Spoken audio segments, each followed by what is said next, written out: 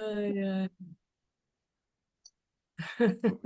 E, É uma coisa que eu tenho que falar agora aqui, a gente está recebendo o Puxeu, né?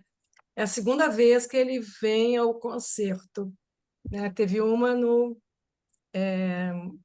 quando era presencial a estação, né? E a gente teve a alegria de receber o Puxeu. Isso já faz uns 10 anos, não, Puxeu, mais ou Acho que menos. faz mais ou menos isso, sim. Faz um É, tempo já. É, é. 10 anos, eu acho, né?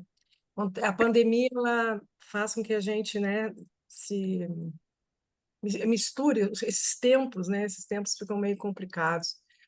Então, gente, é com muita alegria, né? Então, que o concerto de poesia recebe o Alberto Puxeu, que é, sobretudo, poeta, porque ele é um ensaísta que dá aos seus ensaios, né? Sempre esse ritmo, toque poético. Hoje eu até quando falei dele no Facebook, eu disse assim, ele faz uma poesia, como é que eu me referi? Você vê, né? Filosófica e meditativa, uma coisa Filosófico, assim. meditativa, criei um gênero para ele, não é? E, enfim, mas ele é muito mais que isso. Ele, inclusive, se denomina tenista poeta. Para saber bem como é que é essa história, né, o Michel? E é um Você dos que está me livros. denominando assim. Depois me fala sobre esse tênis que eu não sabia. Falo. Pode ser Não uma sabia. questão. Na Pode é ser uma sua. questão, pode mas ser é um mais assunto bom. complexo. É É. mais complexo, porque ele é um tenista poético que está sempre surfando nas melhores ondas da poesia e acerta jabs assim de esquerda fantásticos, né? Tá. E um dos livros de poesia dele que eu tenho e gosto muito é O Fronteira Desguarnecida. É um belo livro. Quer dizer, eu acompanho, acho que desde o Está, começo, o Buxeu, né, nas suas andanças poéticas, mas Buxeu, hoje, quem comanda esse concerto é o Nuno Hall. Eu vou passar a palavra para ele, mas queria dizer para você da minha alegria, porque gosto muito de você, do seu trabalho, e tenho uma admiração grande por pela, não só pelo artista, mas pela pessoa, uma pessoa no meio intelectual, uma pessoa leve, né? Com leveza que você fala das coisas mais profundas. Então, eu acho que isso é uma qualidade, né? Uma qualidade que a gente não deve desprezar. Ao contrário, a gente tem que aspirar a ela. Nuno, é para você agora, tá? É com você, querido. ok, perfeito. Boa noite, pessoal. Muito bom ter vocês aqui nesse fim de tarde, começo de noite. Para quem é do Rio, curtindo o inverno carioca aqui, o frio do inverno carioca, ele vem assim de 10 anos. Esse ano ele veio nos visitar.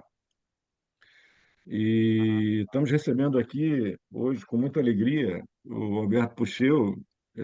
Para mim, uma alegria redobrada, triplicada, porque, entre outras coisas, como eu sou muito mais jovem que ele foi meu professor, né?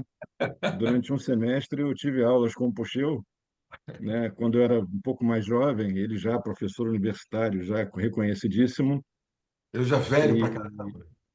oi, Eu já velho pra caramba, né, já Nuno? velho pra caramba, né? Então, eu jovem ali na sala de aula, no meio da garotada, assistindo um semestre de aulas do Alberto Puxeu, muito interessante. Não esperava outra coisa senão um semestre de emoções intensas. Mas o Puxeu, para quem estávamos conversando isso hoje, né? Apesar do Puxeu ser muito conhecido, né?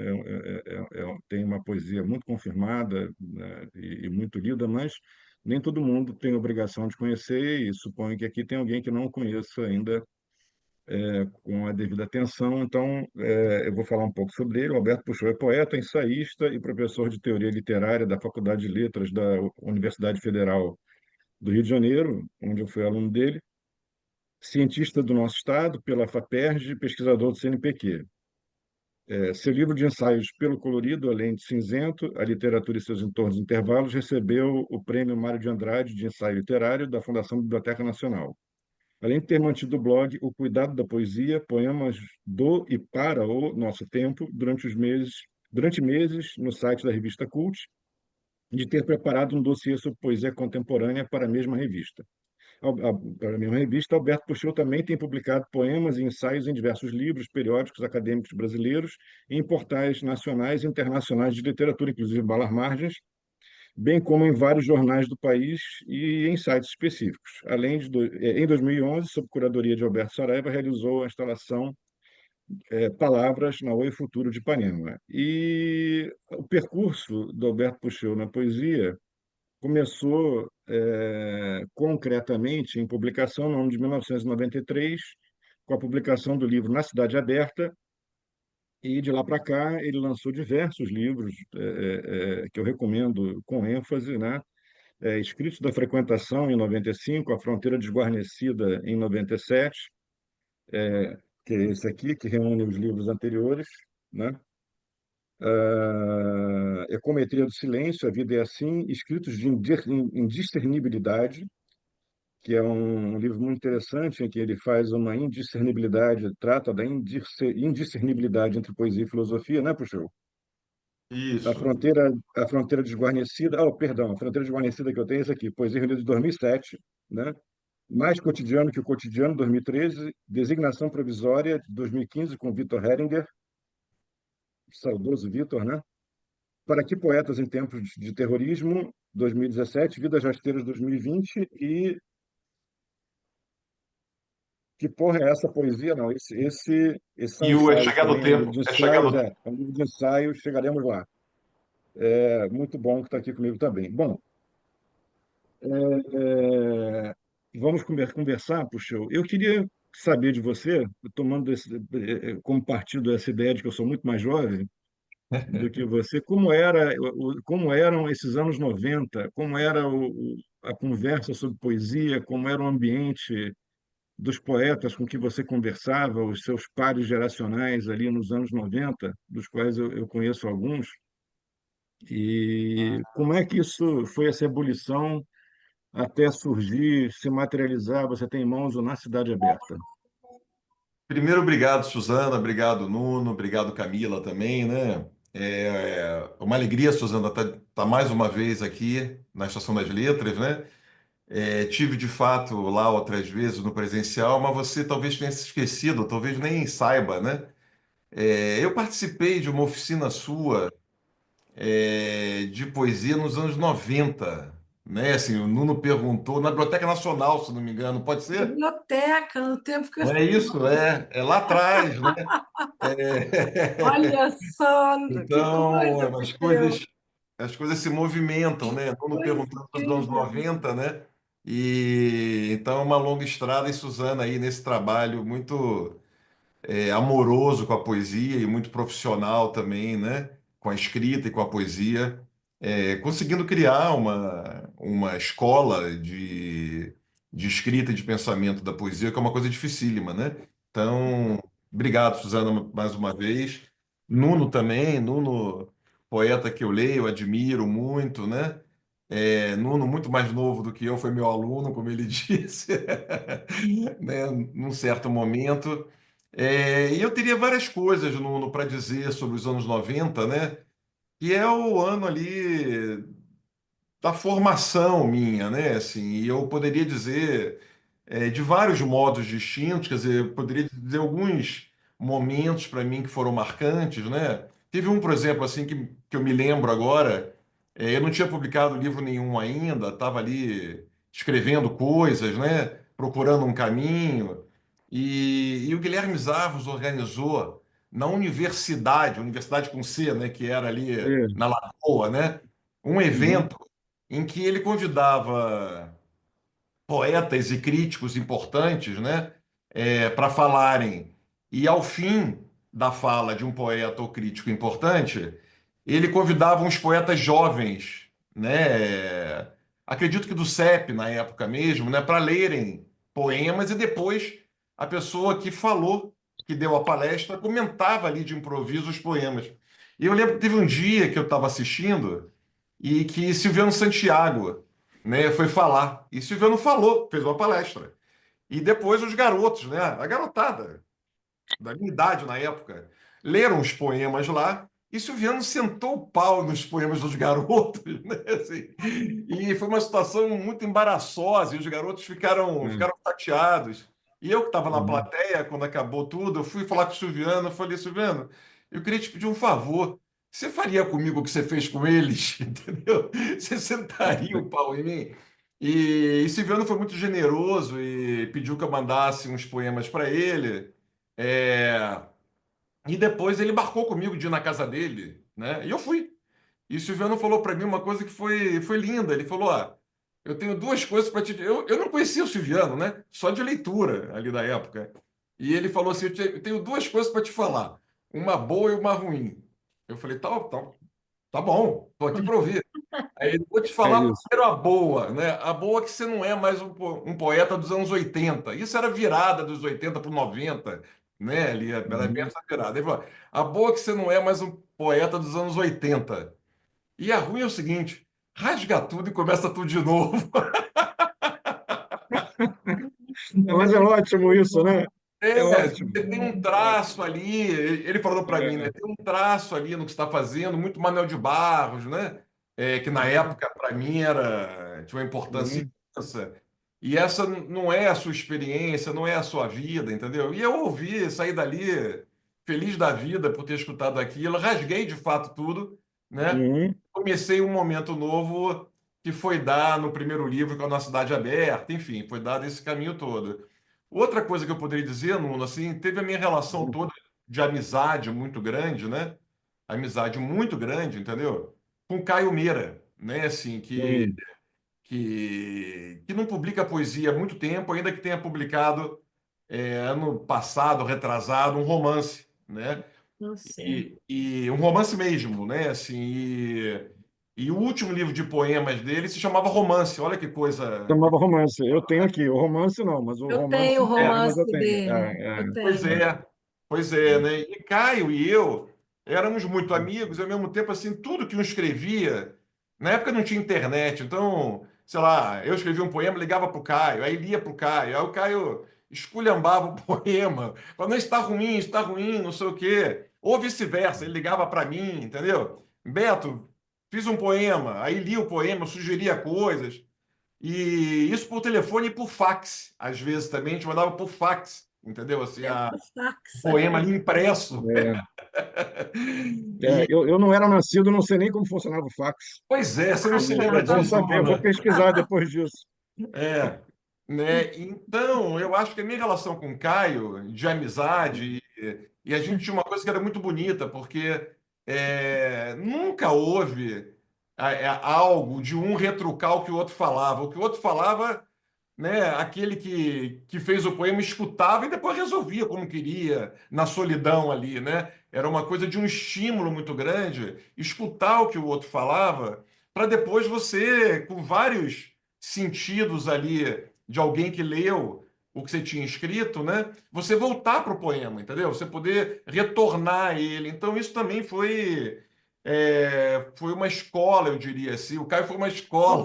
Era uma oficina informal e a dois, É, né? Em que uma vocês oficina, iam, né? isso, uma oficina Iam imensa ali trabalhando os poemas uns de dos duas outros. pessoas, de duas pessoas, né?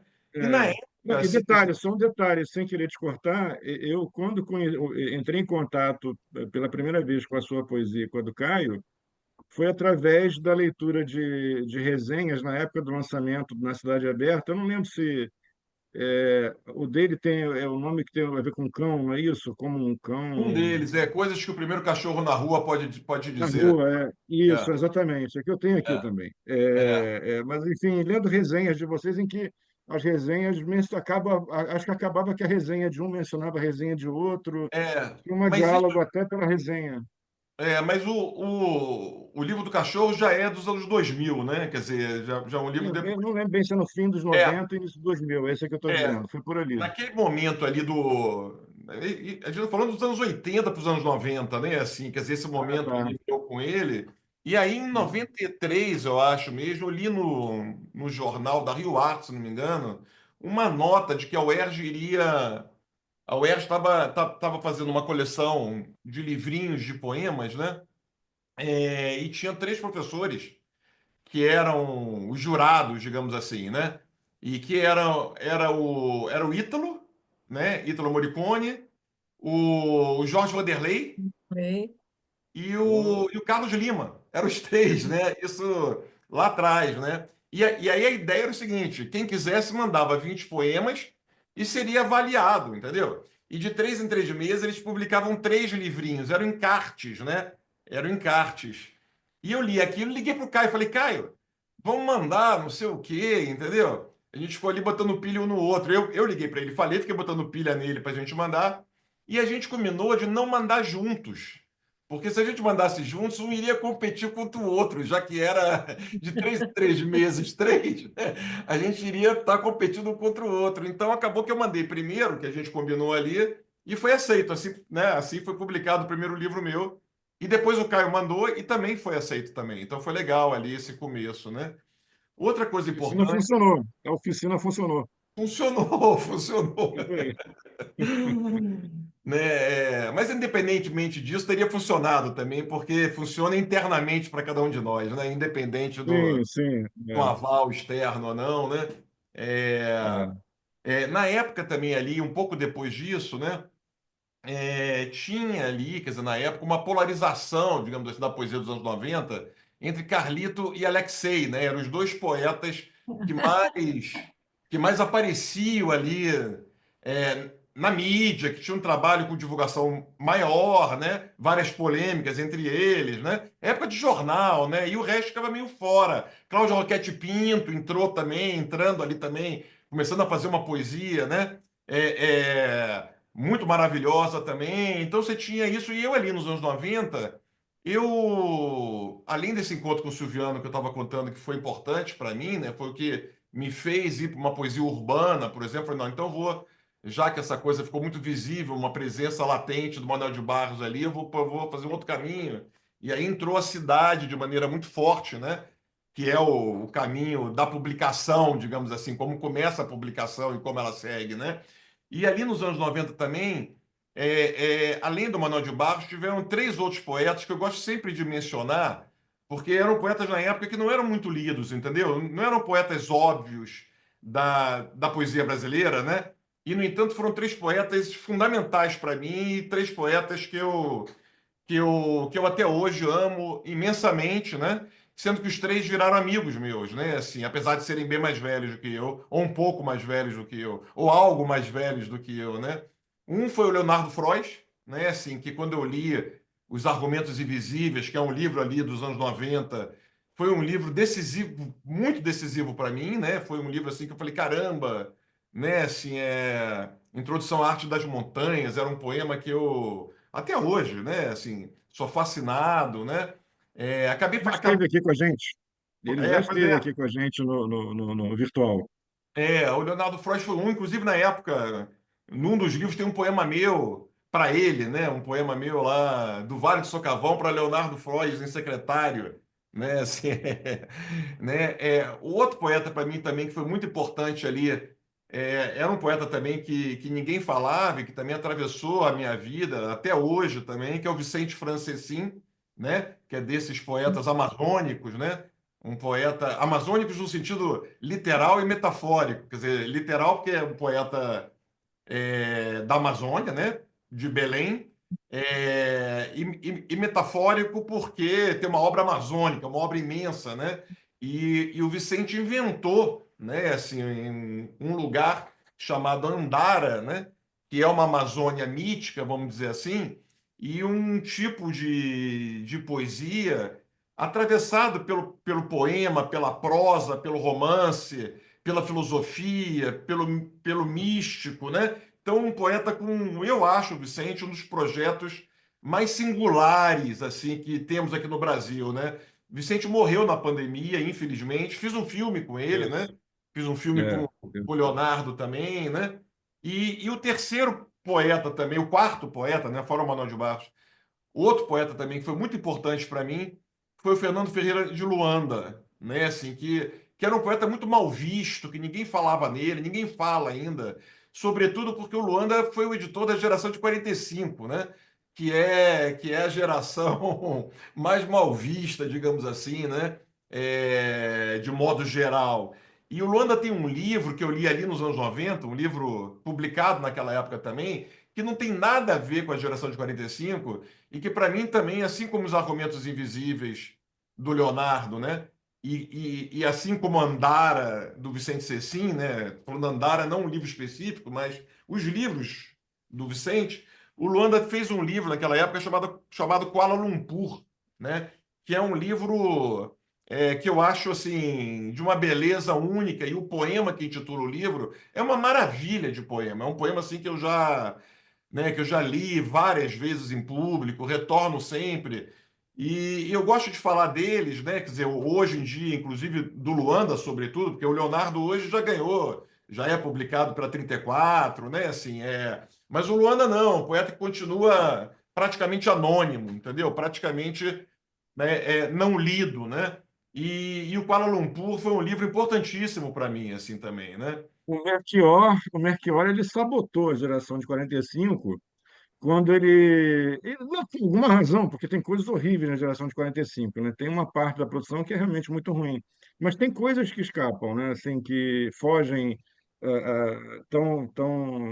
porque quando ele chamou de degeneração de 45, esse apelido pegou, né? Assim, uma época, e aí acho que essa visão sobre a geração de 45 ficou um pouco aderida. E alguns projetos, como você diz, são projetos que são projetos excelentes, né? Alguns autores, eles, Não. eles têm Inclusive, realmente... é, Inclusive o Kuala Lumpur, que é um livro que não tem nada, assim, nenhuma marca da geração de 45, né? Você pois lê o é, Kuala Lumpur ali, não tem exatamente. nenhuma marca. E na época, Nuno, também tem uma coisa legal Hum, de falar também, né? Nesse hum, momento ali, um pouco depois disso, isso é anos 90, né? Quando tem a virada hum, para os anos 2000, finzinho dos anos 90, o Sérgio Com, ele me procurou. O Sérgio estava fazendo editora Azog na época, né? Ele tinha uhum, revista Azog, na verdade. Ele tinha revista uhum, Azog, não havia editora ainda. E o Sérgio morava em São Paulo e me procurou um dia que queria fazer. A revista era maravilhosa, a Zog, né? Era linda a revista, e não só linda, como a cada número a Zog tinha. Colocava assim, uma grande antologia de dois poetas, né?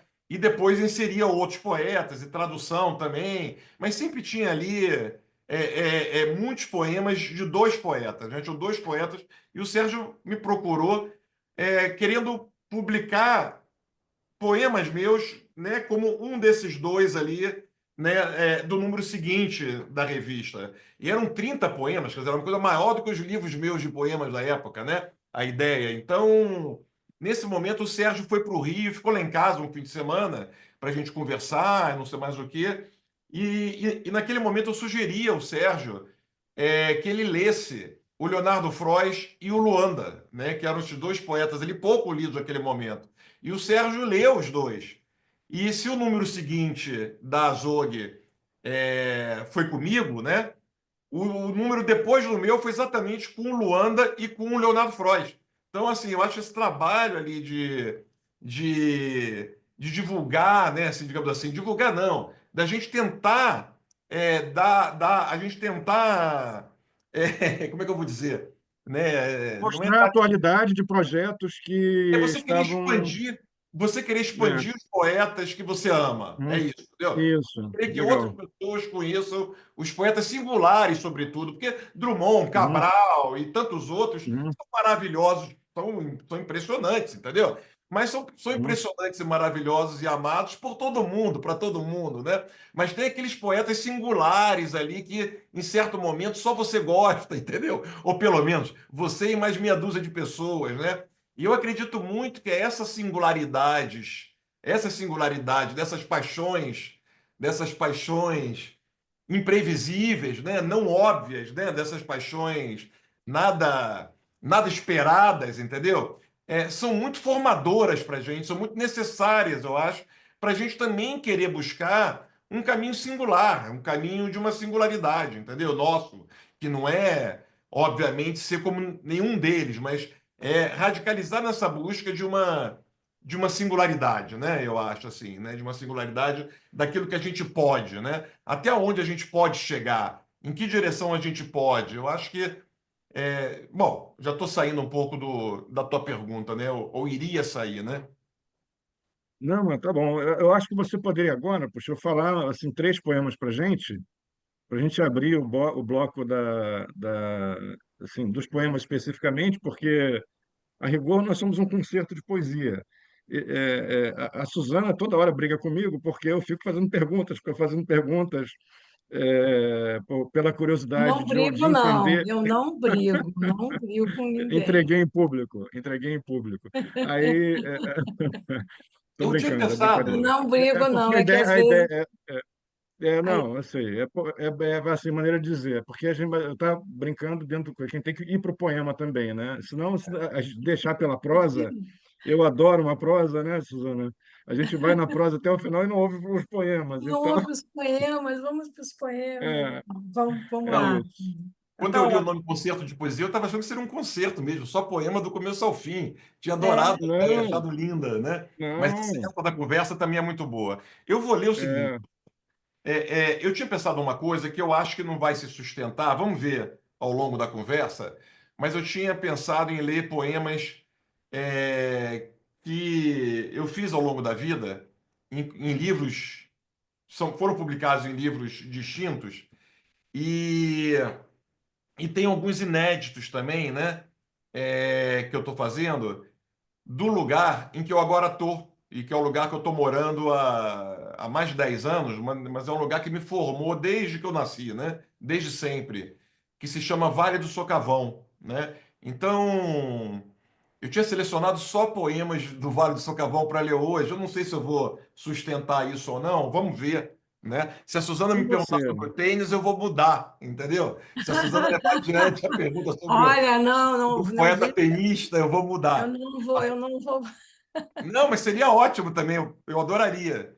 Então, eu vou ler Vale indicar. o Aham. primeiro que eu vou ler foi publicado no Para Que Poetas em Tempos de Terrorismos, que é um poema de 2017. É um livro de 2017. E esse poema se chama. Isso, Nuno, obrigado. E esse poema se chama Socavão. O nome desse lugar onde eu estou é Vale do Socavão, né? E eu penso fazer um livro próximo meu chamado Vale do Socavão com esses poemas, né? O que eu vou ler agora chama-se Socavão, uma lição de nomear. Guimarães Rosa o escreve de alguns modos. Ele fala de uma velha fazenda, cuja casa tinha um cômodo quase do tamanho dela, por debaixo dela, socavado no antro do chão, onde judiavam com pessoas, com escravos, até aos poucos matar. Ele fala, por exemplo, que havia uma cava grande onde o inimigo estava emboscado dos dois lados, nos socavões, nas paredes. Ele fala, por exemplo, que os das socavas entornaram sangue frio enquanto os demais se assustaram, correndo em fuga maior debaixo dos tiros. Ele fala, por exemplo, que alguém estava socavando com ferramenta a fito de abrir torneiras na parede por onde buraco de se atirar durante aquela guerra sem fim. Ele fala ainda que eles não saíam dos solapos, dando cria feito bichos insocáveis, mas, por experiência do lugar, acrescento o que já falei, que no socavão tem oco, cavo, vão, e explico. Aqueles vazios pelas montanhas, abertos por gestão natural, por debaixo da terra, quando chove, vindo a chuva dentro os poros dos morros, soca o corpo da terra, mistura-se a ela, atravessando até encontrar seus ocos, seus cavos, seus vãos, até encontrar o socavão.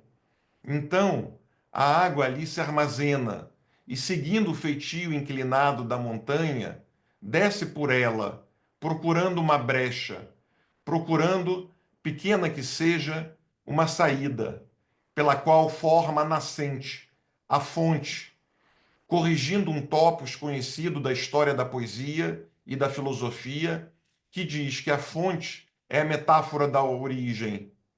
Essa topografia, entretanto, ensina que a fonte, ou a nascente, não é a origem, que o socavão é a fonte da fonte, a nascente da nascente.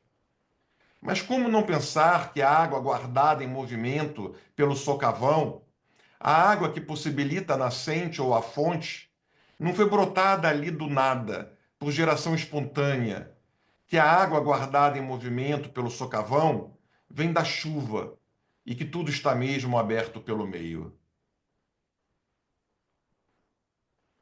É, o segundo poema que eu vou ler, eu vou arriscar, é um risco isso que eu vou fazer.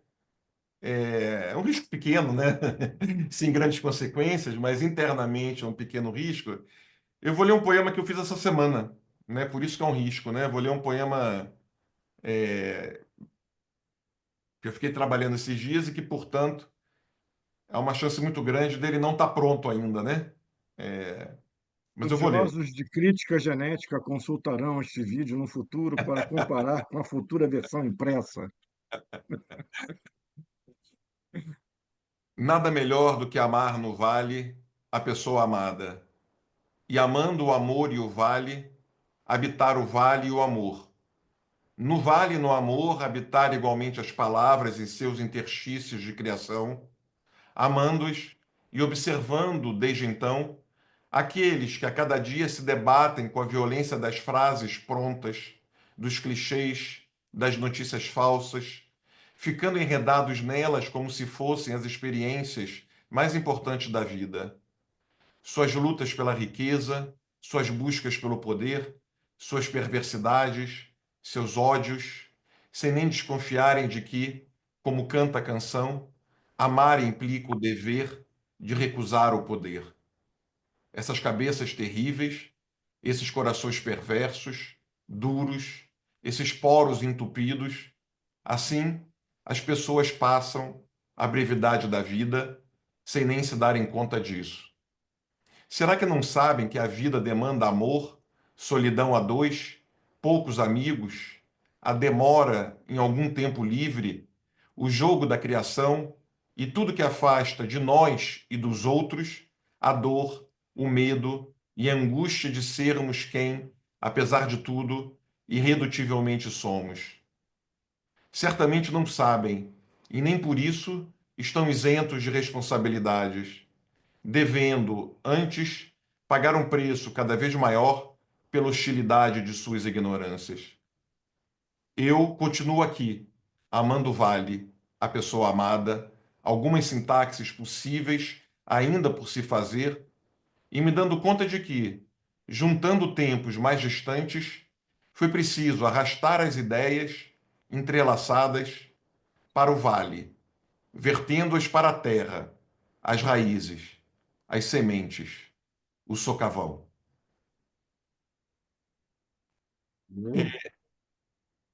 Eu queria ler, Poema, hein? Que poema, hein? eu queria ler agora uma coisa que eu não tinha imaginado nessa ordem, mas me deu vontade de lê-lo agora. Pronto. Essa é a graça do concerto. O inesperado, ele corta a programação de todos e a gente vai. Eu agora, por exemplo, estava com uma pergunta na cabeça, eu estou fazendo força para voltar para a pergunta anterior, porque esse poema Não, aí que não, você então, falou, E ele me então antes, detonou faça. uma.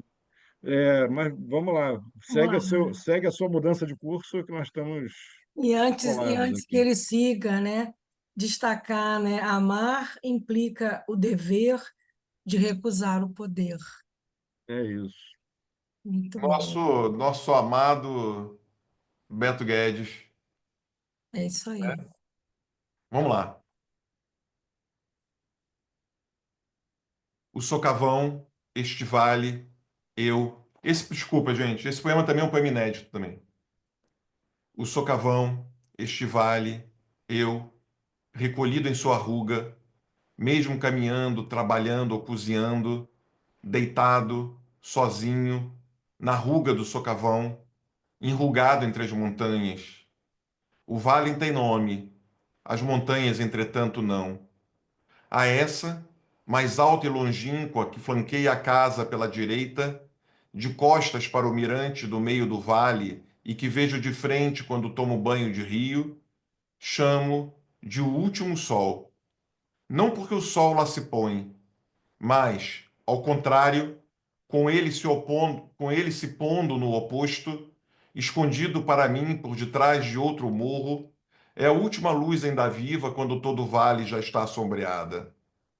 Conheço aqueles que, como bichos, se recolhem em tocas. Conheço aqueles que, para o arrastão da cidade passar, se encostam contra os muros. Para mim, nem toca, nem muro.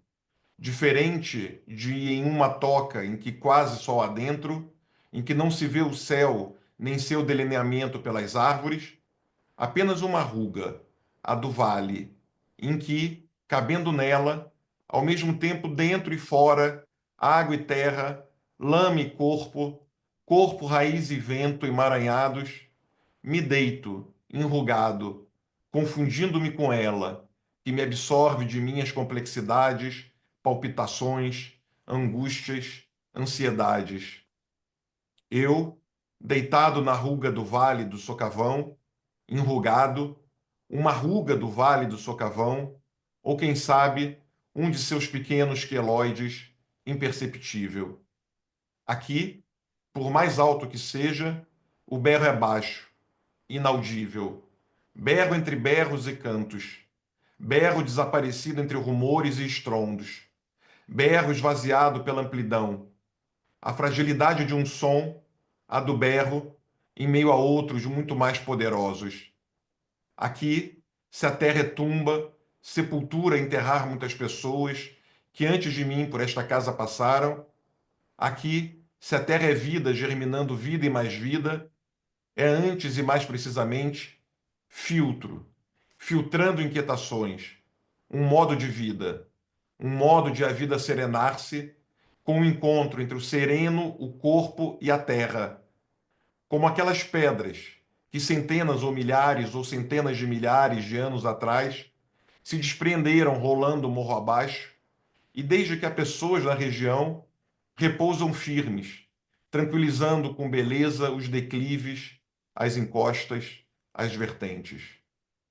Hoje, quando escrevo, procuro em mim a idade do pouso dessas pedras e não a encontro. Além de instigada pelo azul do céu, pelo verde das matas, pelo marrom acinzentado das rochas, pela transparência das águas que fluem, pelo plúmbio da névoa que subitamente baixa, envolvendo tudo que encontra pela frente, nenhuma ideia, senão na possibilidade das palavras, da sintaxe, da linguagem, das quais vivo em estado de busca e às vezes de algum encontro. Aqui, nessas horas, penso pertencer, mesmo que para, involuntariamente, ao mesmo tempo e em seguida, de novo, repetidamente, descaber. Opa, e que bom, né, Suzana? A gente ouvir poemas inéditos aqui, né? Isso é muito Bom, especial. E esses dois, muito. belos poemas. Eu vou voltar a eles daqui a pouco, para não. Eu estava aqui pensando, enquanto ouvia, eu acho que eu vou seguir um pouquinho o que eu tinha imaginado, puxei assim. Então, você falou sobre como você chegou à Cidade Aberta, né? Então, quando a gente lê Na Cidade Aberta, a gente vê uma voz. E essa voz, ela vai perfazendo uma deriva, assim, ela vai... Mas é uma deriva que não é uma deriva ao léu, é uma deriva consciente. Ela vai se construindo e estabelecendo. Me veio a imagem, não sei se ela para você faz sentido, que é de quebrar altares, né? Assim, por Manel de Barros, você quebrou esse altar. né, embora amando, né? E aí você vai fazendo essa lenta elaboração da voz que chega até esses dois poemas do Socavão agora que você leu, tão tocantes e com questões tão significativas. Então você vem Na Cidade Aberta aos escritos de frequentação, você tem um pequeno giro de voz, do frequentação até a fronteira desguarnecida, um outro pequeno giro. Inclusive, na fronteira desguarnecida tem uma epígrafe do Manuel, né? No poema Espólio, estamos entre ruínas. Da fronteira até a ecometria, mais um delicado giro em que você vai incorporando procedimentos, e assim sucessivamente até chegarmos aqui, ao presente, a esses dois poemas do Socavão. Como é que você vê essa sua construção de voz nesse caminho? Nuno, essa é uma pergunta também boa, né? Assim, uma pergunta é, que você partiu dos primeiros livros, concretamente falando deles, né? E eu vou começar a te falar por dois caminhos, né? O primeiro na Cidade Aberta, né? Assim, o termo, né? O título, né? E essa ênfase dada à cidade, né? Assim, quer dizer, na época eu estava buscando não só fazer poemas, como é que eu vou dizer, da cidade ou sobre a cidade, entendeu? Mas a busca que eu comecei a ter foi tentar trazer uma espécie de uma sintaxe urbana para o poema, entendeu? Mais do que apenas uma referência da cidade para o poema, né? Uma referência no sentido de um vocabulário urbano, né, para o poema, mas tentar trazer para o poema uma espécie de uma sintaxe urbana, né? E não é à toa que o Na Cidade Aberta termina com um poema chamado Na Cidade Aberta 3, eu acho, que é um poema dentro do trem, né? Que são só as vozes dos vendedores ambulantes. Alô, House, na minha mão, paga três, É paga um isso, é. real. Um real, alô, House, alô, confete, dá que bom, na minha mão, é um real, né? Uma espécie de um jogral, né? Que foi uma experiência que eu tive ali no trem mesmo, na época, né? E ali deu uma quebrada ali, uma certa quebrada na linguagem, e aí que eu poderia entrar, porque esse termo na cidade aberta ele acabou sendo o título do primeiro livro, acabou sendo o título de uma parte do segundo livro, acabou sendo o título de uma parte do terceiro livro, né? Não sei se do quarto também, mas era uma espécie de uma obsessão minha ali, né? Se tornou uma espécie de uma obsessão ali ao longo daquele tempo, né? Essa ênfase na cidade, ao mesmo tempo em que isso que você falou, também isso que você chamou de um giro, né? De um giro, quer dizer, eu poderia dizer assim que esse giro para mim ele se coloca de um certo modo que no primeiro livro são versos curtos, né? São poemas normais é horrível, né? São poemas breves de alguma maneira, com A versos. mancha gráfica é totalmente diferente. É uma mancha Exatamente, gráfica é isso que eu que quero não dizer. deixa muito vazio na página, os É versos isso. curtos que vão alternando o tamanho Isso. também, Isso. O né? segundo livro, que é o Escritos da Frequentação, que também tem uma parte chamada Na Cidade Aberta, ele é um livro em Uhum. fragmentos, basicamente, né? São um, dois, três, né? São poemas em fragmentos, em passo a passo, né? Essa espécie de um caminhante da cidade, um passo a passo. E ali na época, tentando ali, intimamente para mim naquela época, os gregos atravessam a minha vida, né? Os gregos antigos, né?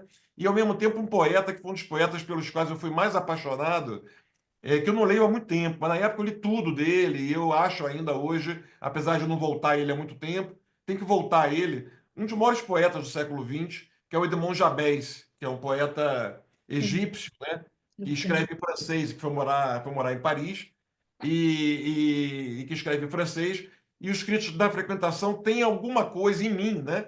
Em mim, quer dizer, não estou me comparando a ele, imagina, de maneira alguma, mas tem alguma coisa assim dessa coisa de fragmentos que atravessa a escrita do Jabés, que atravessa a escrita de outro modo totalmente diferente dos gregos antigos, porque eu era apaixonado, Heráclito, Empédocles, Parmênides, né, Anaximandro, enfim. Maximanda, né? O terceiro livro, que é A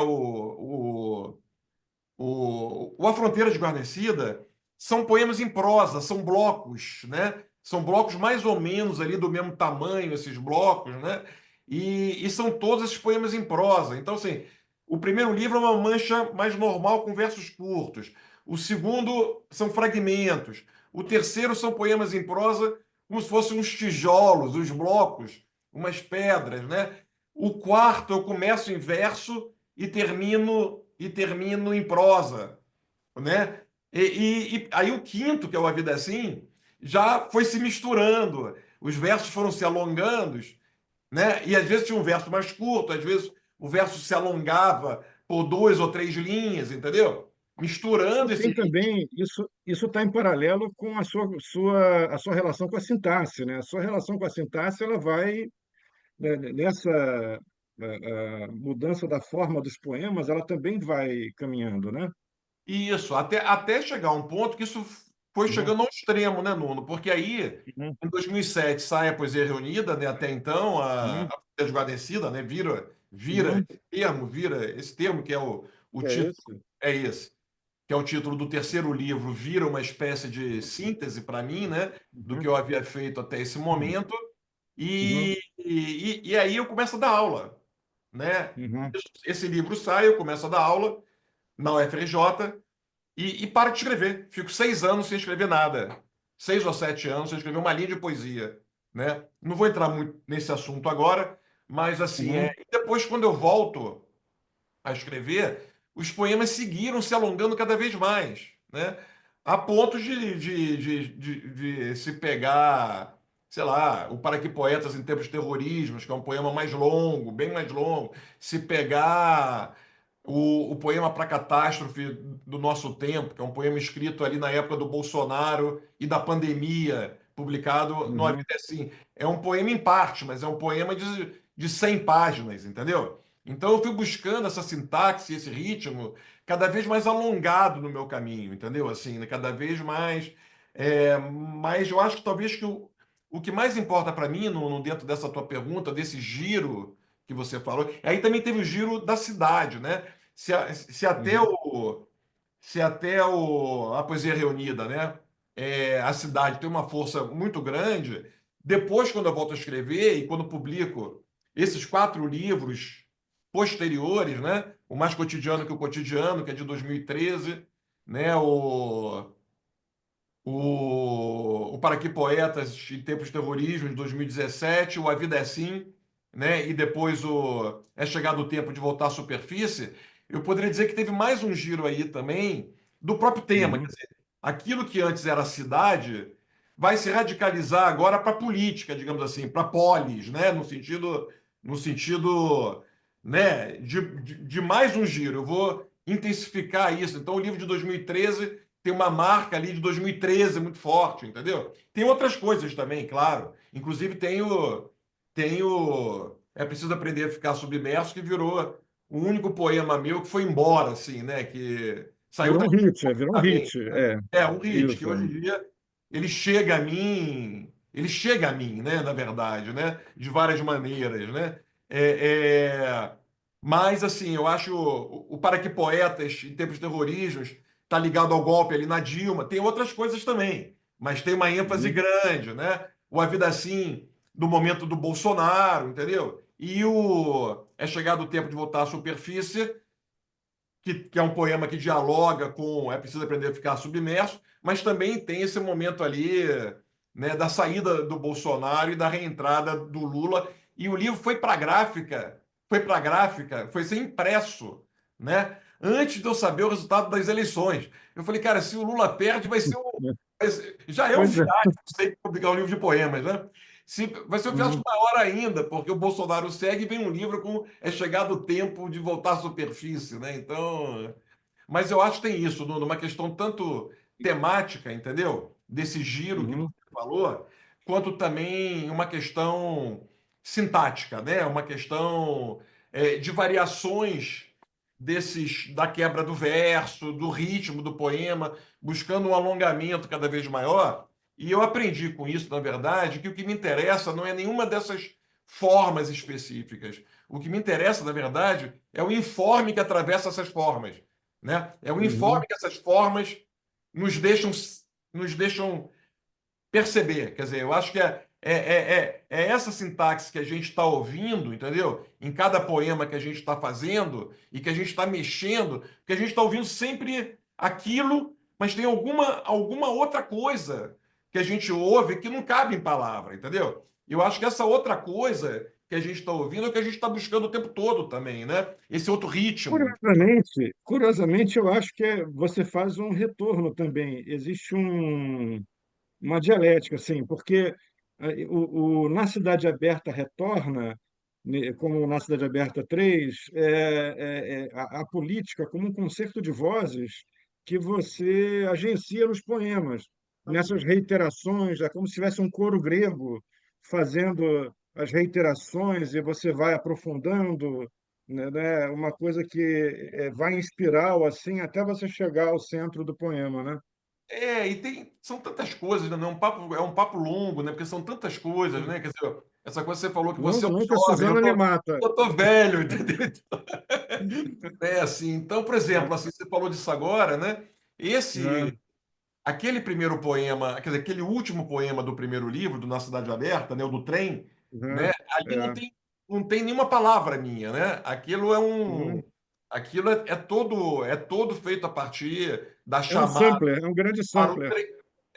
É um É sampler, um entendeu? sampler. É, E depois eu fui isso. fazendo ao longo dos livros seguintes outros samplers também. A isso eu dei o nome Uhum, não de sampler, mas eu dei o nome de sim. arranjo na época, né? Que eram Uhum, poemas que eu fazia sem palavras minhas. Então, por exemplo, eu pegava ônibus, eu pegava trem para uhum, escutar as pessoas conversando, entendeu?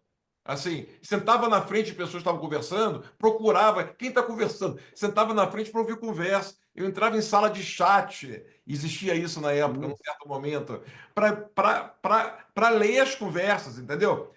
Eu peguei e-mails de amigos para fazer um poema só com e-mails e fui radicalizando também esses arranjos, né? Ao longo de um tempo, até o momento que eu fiz um livro inteiro, entendeu? Assim, que era só isso, e, e mandei para várias pessoas por e-mail, e elas retornaram, claro, né? Porque as pessoas ficam sem graça, né? Semana as pessoas falam alguma coisa. E eu usei o que as pessoas retornaram, eu fiz um arranjo da crítica, entendeu? E era o Aquele, prefácio do livro, o pós-fácio do livro, né?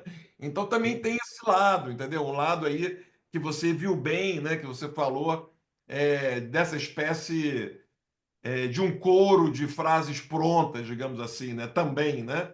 Também. A isso que eu chamei de arranjos, né? Ao longo. sim, mas que estão, como você diz, arranjadas, elas não estão desconexas, elas formam um todo sinfônico ali, que É, emerge do poema como existe no Cidade Aberta, naquele último poema, existe até uma espécie de cacofonia, né? é, Agora, depois isso foi se entranhando na sua fala e foi formando um todo mais harmônico, que é o que a gente lê hoje, né? porque era uma tentativa, esses arranjos também, de assim, essa coisa, né? Qual é uma sintaxe urbana da multidão, entendeu? Esse ruído que você está no ônibus, a gente não ouve uma conversa. Se ouve um fragmento de conversa aqui, um fragmento de conversa ali, um fragmento de conversa lá, fora fumaça, buzina, cano de Sim. descarga, etc, etc, etc, né? Mas tinha essa coisa também de buscar mesmo uma polifonia urbana, né? Se a questão era a cidade, deixar também as vozes da cidade comparecerem no poema diretamente, né? Onde eu era apenas o arranjador dessas vozes, né? E não o criador dessas vozes, né? Mas então, fala três poemas para a gente seguir na conversa depois. Então tá, eu vou ler dois poemas mais breves. Eu vou ler três poemas então. O primeiro, como eu falei, eu vou ler os três poemas mais antigos da série do Vale do Socavão. O primeiro que se chama 1600 metros, do Vale do Socavão para Leonardo Frois em secretário. É do Comitê do Silêncio, de 99, né? A 1600 metros, do Vale do Socavão para Leonardo Frois em secretário. Tempos atrás, vamos lá. A paisagem deposita uma árvore no silêncio do meu corpo, entre a pleura e o baço. Um gavião voa pelo intestino que se alarga à sua passagem. Uma cabra rumina meu coração vibrante como capim ao vento. Nuvens se apropriam de meu cérebro, vagam em minha cabeça, intrometem-se pelo tórax, pela pelvis, pelos pés, pelo ar. Um peixe escorrega com a gástrula. aproveitando espaços. Que alívio me abrir. No limite intransponível em que me encontro, não há mais para onde ir. Não há caminho para voltar. Descanso, enfim, no exílio inexistente da caverna. O outro é do livro seguinte, que é o A Vida é Assim, de 2001, Vale do Socavão. No plano da montanha ensolarada, vario entre o livro e a paisagem. Os gaviões retornam pela manhã há mais de 40 dias. Não sei o que querem. A companhia de quem há meses não pronuncia uma palavra, a companhia de quem caminha pelas trilhas como um gavião voando pelos ares? Não. Eles reparam em minha presença apenas para se recolherem, esquivos, na altivez, alheios a nada. Deixo restos de frango assado no tronco próximo à casa. Comem-nos. O vento bate em meu rosto, em minhas costas nuas e friorentas apesar do sol. Vejo a clareza límpida do dia, sabendo que sou outro, além do olhar. Algo se move em mim, impossível de ser visto. Algo se move em mim, impossível de ser escutado, cheirado, tocado, degustado. Algo se move em mim, para o qual as palavras não se dispõem, mas obrigam-me a dizê-lo, após meses de indiferença e mutismo. Tudo em mim agora é combustível. Difícil ficar ileso aos verdes da manhã, ao trabalho diário, aos acontecimentos que, mesmo corriqueiros, me contaminam. Não há mais ninguém por aqui e minha existência é viável.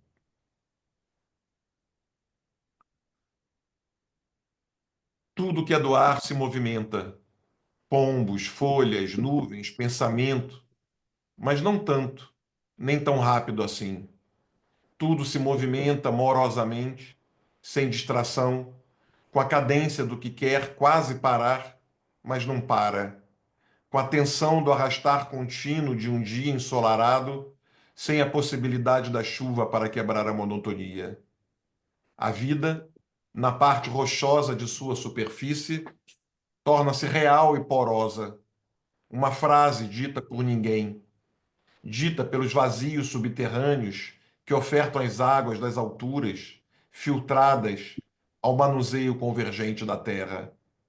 Não vejo pessoas passeando pelo campo. Os dias passam sem que alguém passeie pelo campo e esqueço-me de passear por mim. Não fosse escrita, eu seria um tronco, um poste, um casaco, um par de sandálias, uma coisa qualquer sem palavras deixada a um canto. Não fosse escrita. É muito bonito, né? De fato.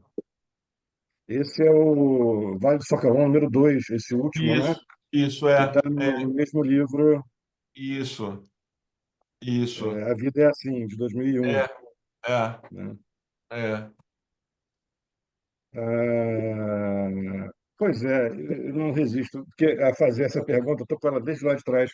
O Vale do Socavão, ele, como tema para você, ele é, na verdade, uma espécie de espelho em que você conversa e vai desenvolvendo uma espécie de ética, de conversa, tem um ethos contínuo que vai atravessando essa sua conversa com o Vale, né? E você vai trazendo assim todos os temas para dentro do socavão, né? É, Dentro é, do vão. Como é que pois você é. pensa isso? Como é que isso fermenta na sua cabeça? Como é que você vê esse processo?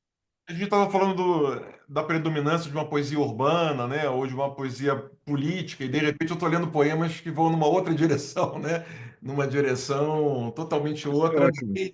desde, desde os anos 90 também, né, quer dizer, Uhum. você falou um espelho, é engraçado que eu ficava brincando aqui, tem um banheiro aqui e tem uma janela. Uhum. Por muito tempo eu nunca tive espelho no banheiro, entendeu?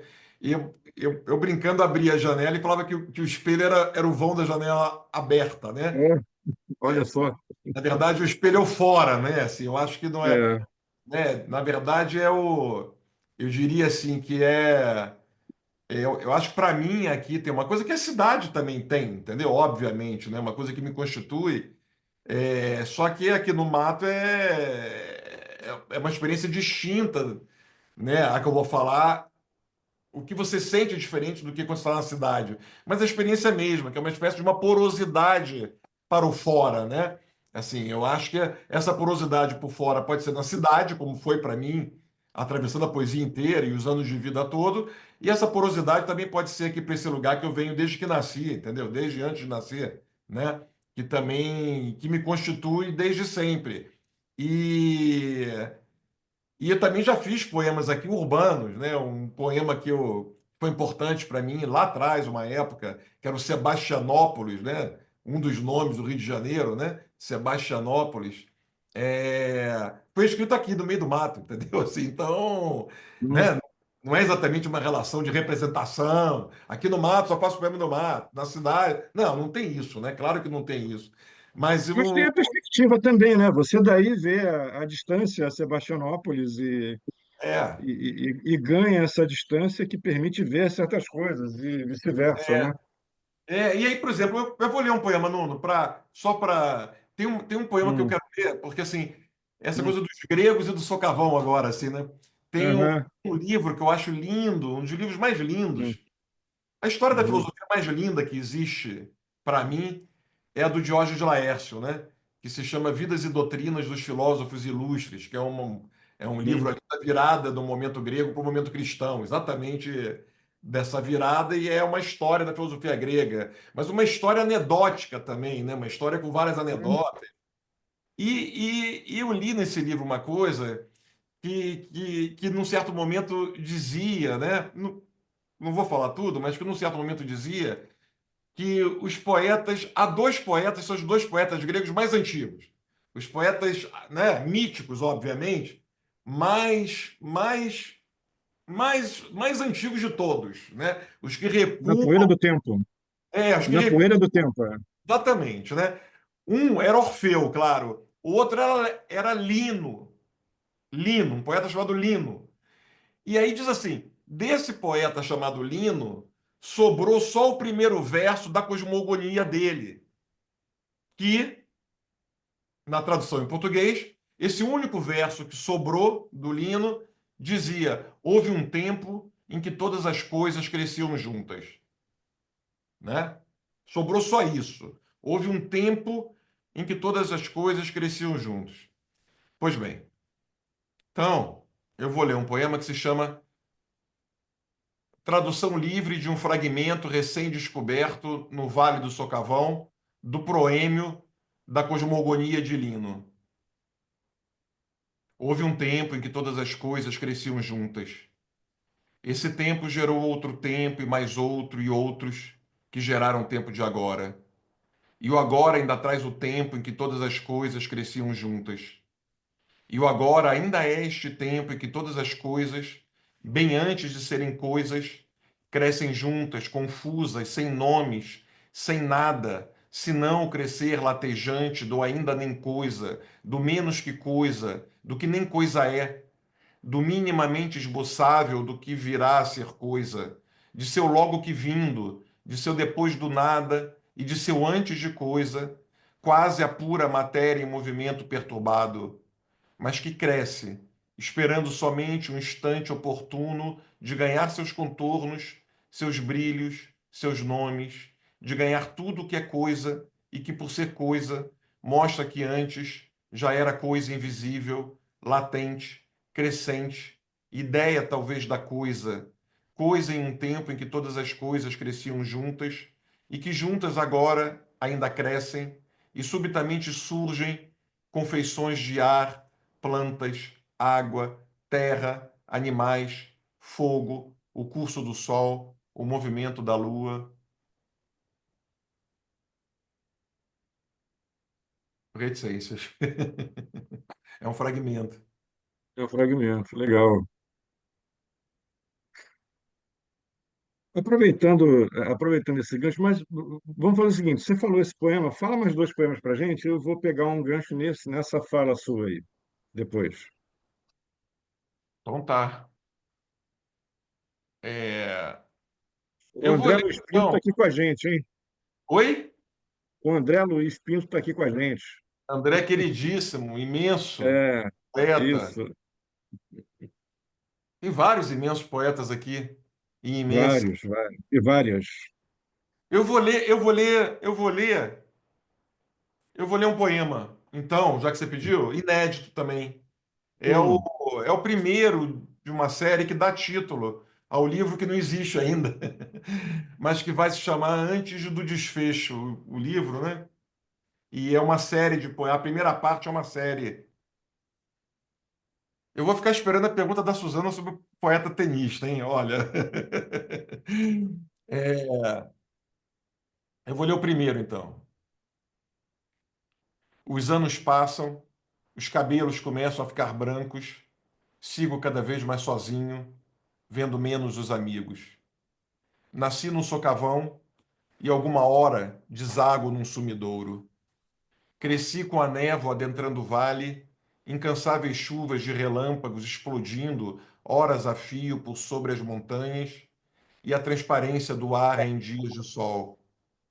Conspiro com as águas que nascem e, igualmente, com as que descem, subterrâneas, escorrentes, pelos vãos da terra, suando em fluxo contínuo por dentro e por fora.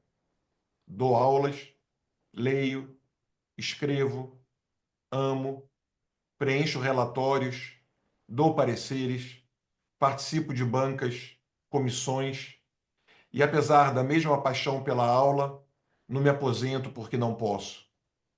Me irrito repetidamente com as mesmas 3 ou 4 pessoas do departamento, deixando essa irritação muito evidente.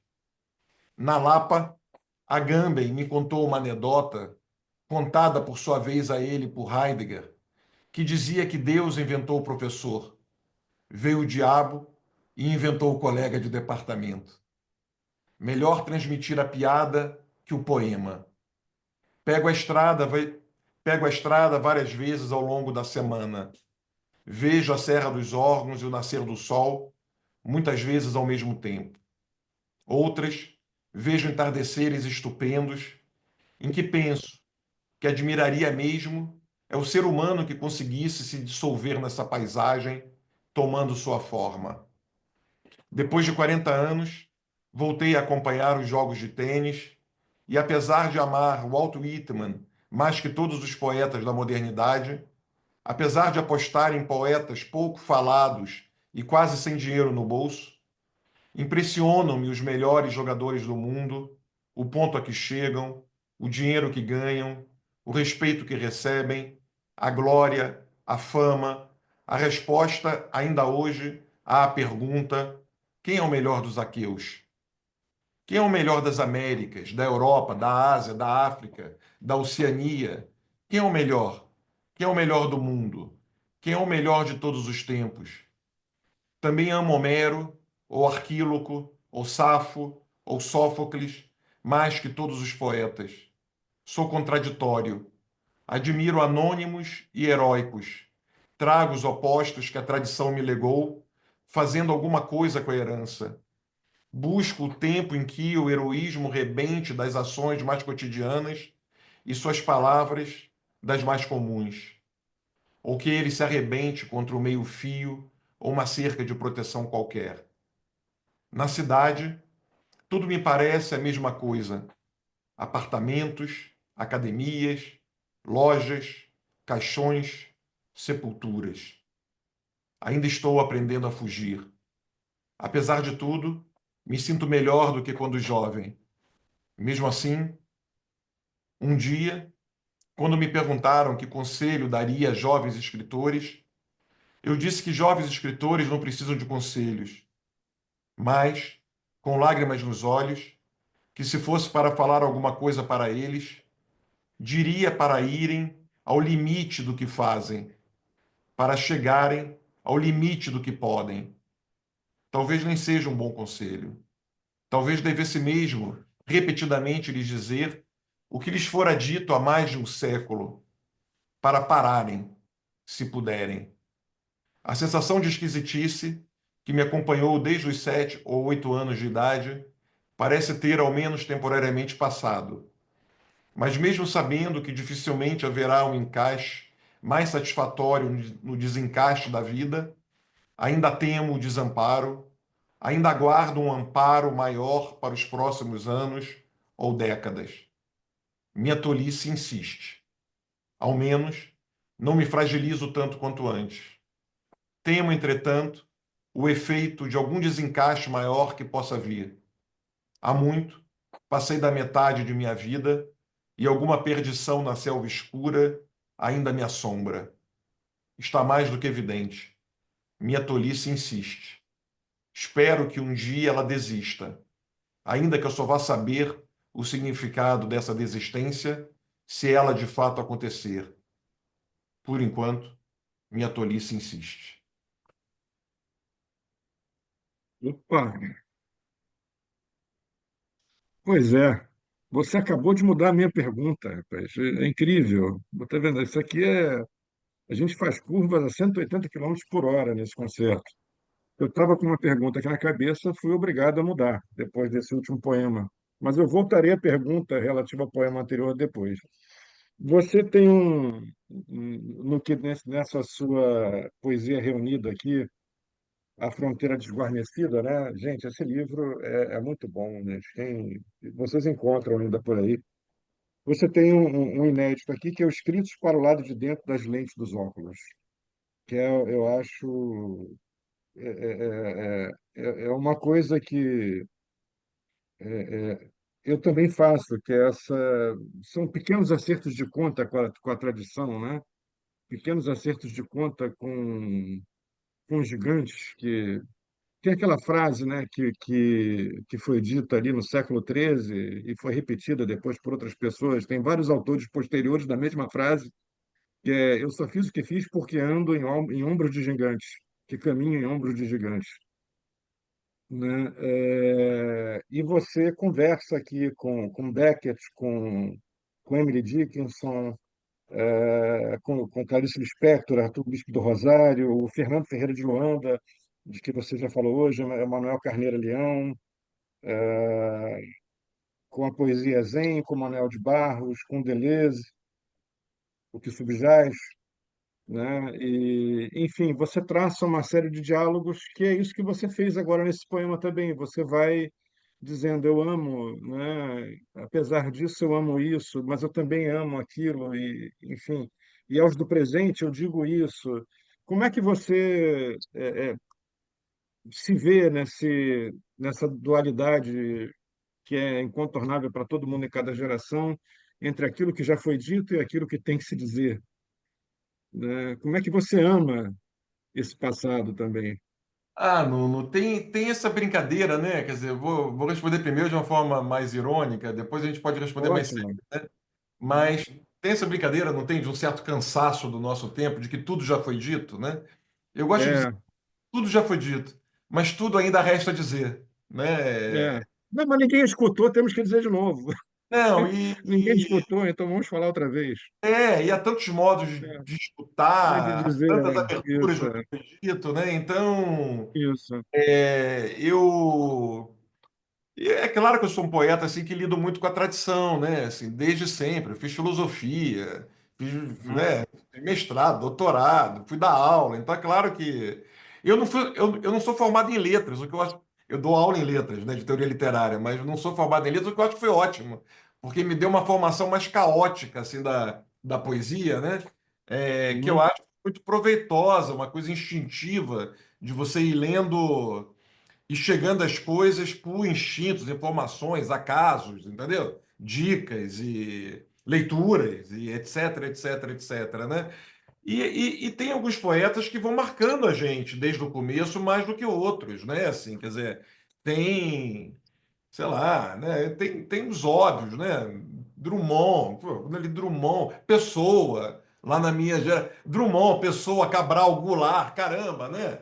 Isso lá, eu jovem, né? Assim, não, eu não li desde sempre não, viu? A leitura para mim é uma coisa mais tardia, uma coisa assim dos meus 18 anos, 17, 18. Não sou aquele cara desde sempre, né? Ao contrário, né? E enfim, Nuno, é uma questão muito ampla, porque implica em tanta gente que a gente leu e tanta gente que a gente ama, né? Mas eu lembro assim de quando eu li, sei lá, quando eu li o Eliot pela primeira vez, sobretudo o Canção de Amor de J. Alfred Prufrock, né? Falei, caramba, o que que é isso, né?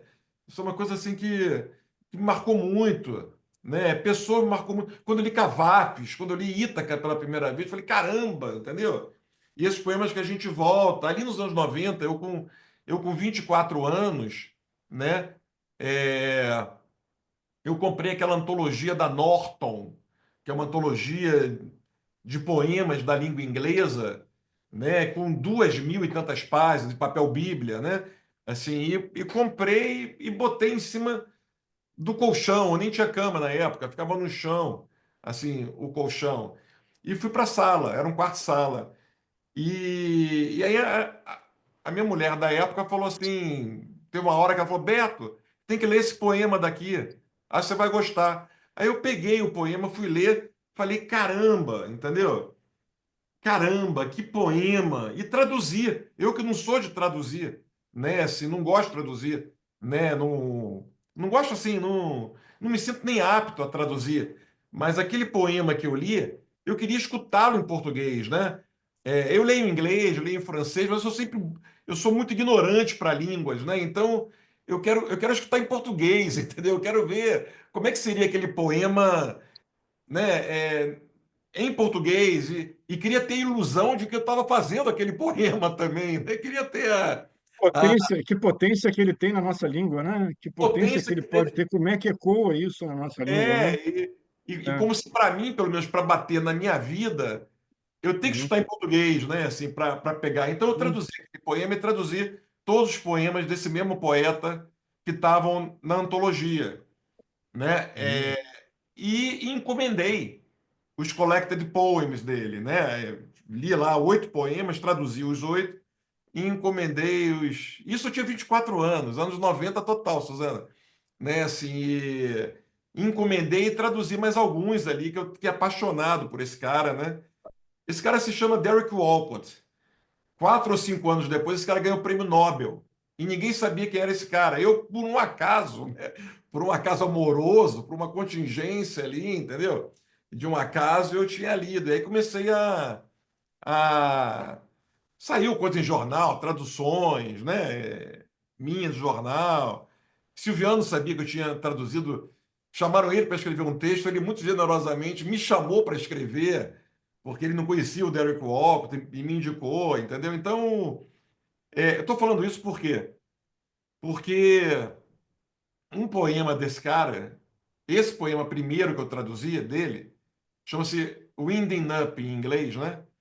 E esse poema me acompanhou a vida inteira, intimamente. É um poema ao qual eu precisava voltar a ele, entendeu? Pela vida mesmo, não é questão de poesia, assim, no sentido erudito, sei lá, não, entendeu? Por uma questão da vida mesmo, que eu acho que aquele A poema gente entende bem, que aquele a poema gente entende abria, bem. É. abria o horizonte da vida que para mim era um, eu queria aquilo. Eu queria aquele impossível, entendeu? Assim eu queria Você tem esse poema aí, acessível, assim, Eu tenho, mas eu vou fazer uma. para falar? Tá, Eu tenho, mas eu vou fazer fica à uma outra vontade. coisa. Porque eu Tá. traduzi na época esse poema, esse Winding Up, eu traduzi como um Uhum. desfecho. Não sei se errado ou não, mas na época eu traduzi como desfecho. É por causa disso que esse meu livro inédito que eu estou fazendo se chama Antes do Desfecho. É por causa desse poema, entendeu? Então, eu vou ler o poema. O primeiro poema, Uhum. aliás, o que eu li antes era o segundo e não o primeiro. Eu vou ler o primeiro porque ele tem uma parte do poema incrustado nele. Aí depois eu te leio. Hum. Deixa eu ler primeiro o Não, poema do Derek fica Walcott, à então, vontade. que é um poema. Deixa eu só achar aqui. Tá aqui, pronto. Ele fica no desktop, na mesa do computador, né?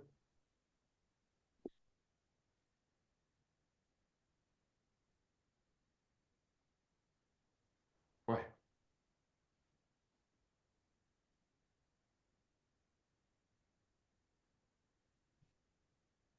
Desfecho, do Derek Walcott.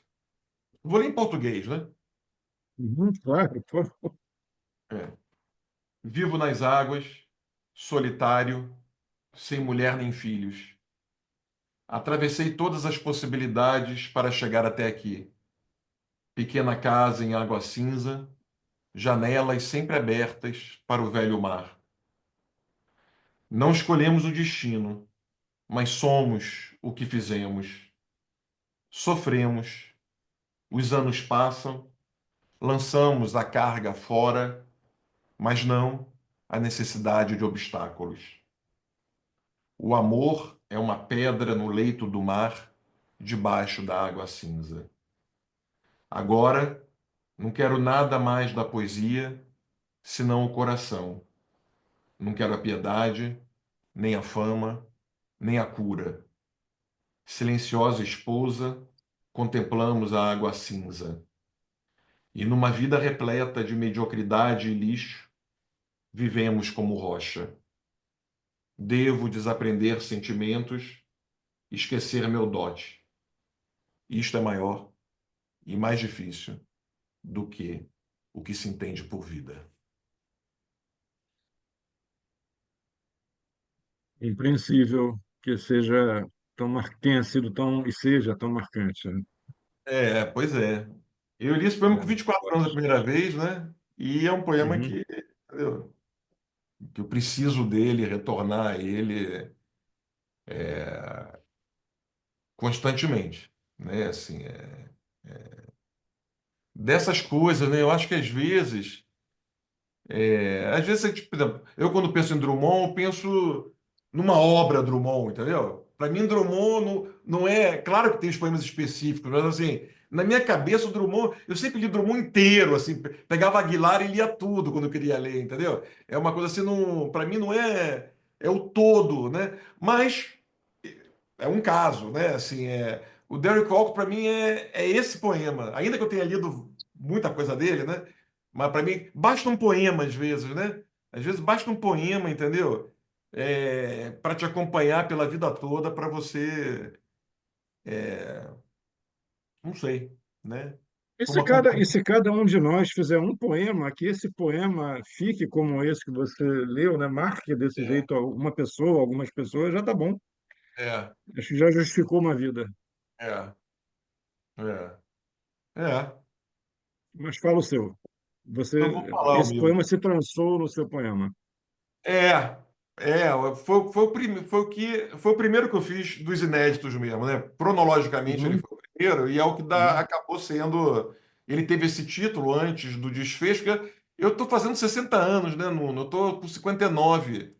E eu confesso que pela primeira vez, né? Eu uhum, tive uma coisa, eu nunca tive uma coisa por idade, muito pelo contrário, idade era uma coisa que não me concernia, né? O que concernia eram acontecimentos da vida, entendeu? Né? Acontecimentos ali o ano que aconteceu alguma coisa. Isso marcava, né? Assim.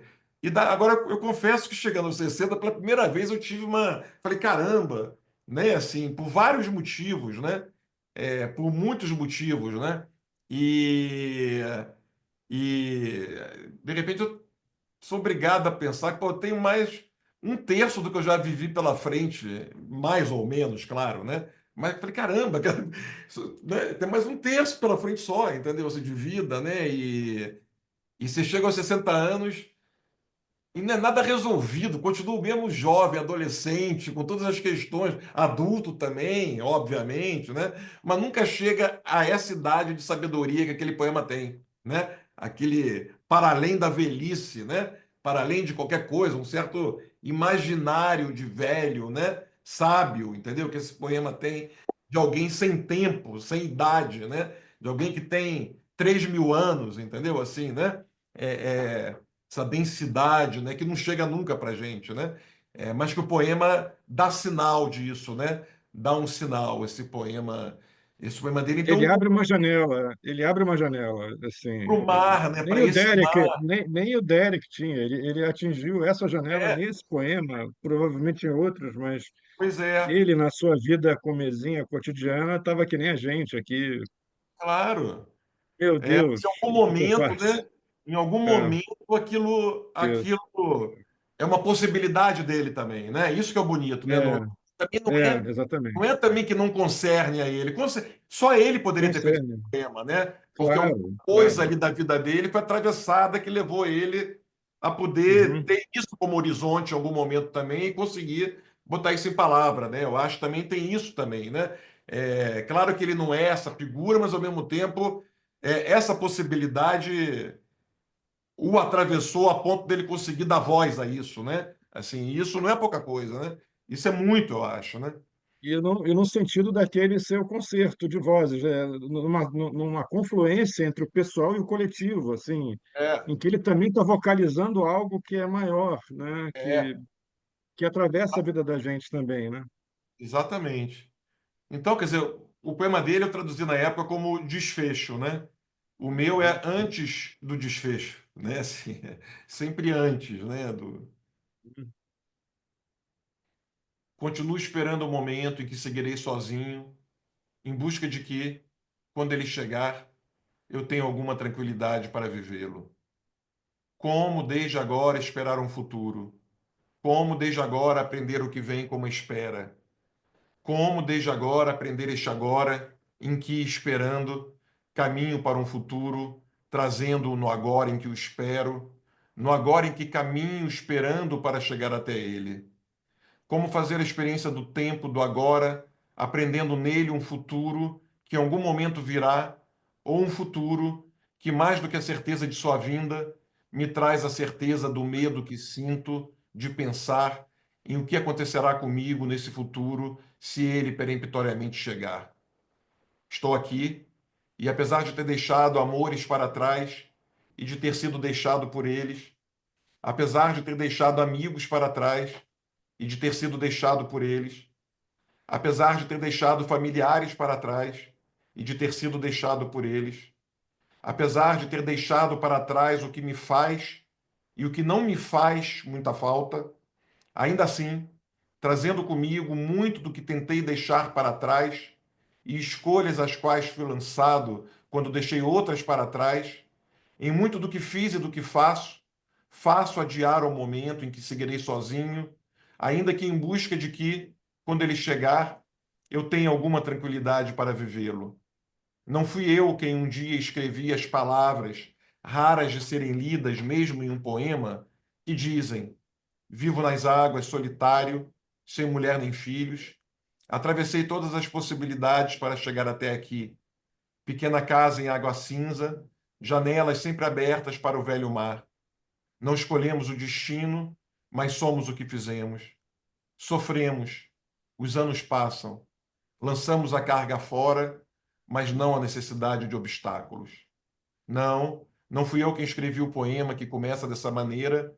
Eu apenas o traduzi quando jovem de Derek Walcott, intitulando Desfecho, na tentativa de lidar com o que em mim faltava, de aprender de cor o poema, de tê-lo na ponta da minha língua, querendo de cor em mim, em meu corpo, o que ele diz, querendo de cor a experiência do poema, o poema enquanto experiência de vida, com medo de, se for o caso, mesmo com 70, 90 ou 100 anos, jamais chegar à idade de quem fala nesse poema, de ser sempre um infante para esse poema, uma criança para esse poema, um adolescente para esse poema, um jovem para esse poema, um adulto, tolo como os adultos o são, para esse poema, de estar sempre aquém desse poema que guarda um horizonte do qual não me sinto capaz para mim e que, precisamente por isso, continuo esperando o momento em que seguirei sozinho,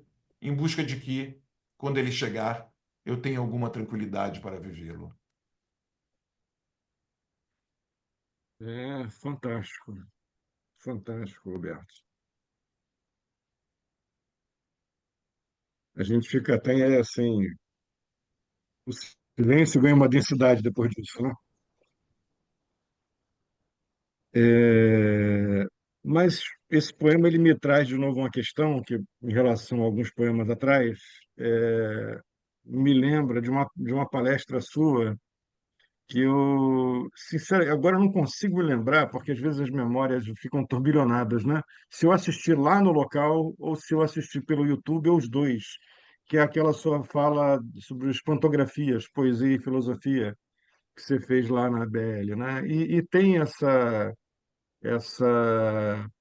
a ideia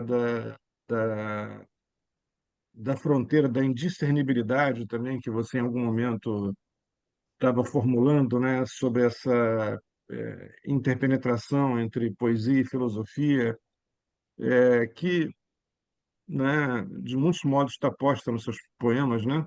Queria que você falasse para a gente como é que esse processo se desenvolve, como é que você assim foi adensando também esse É, processo.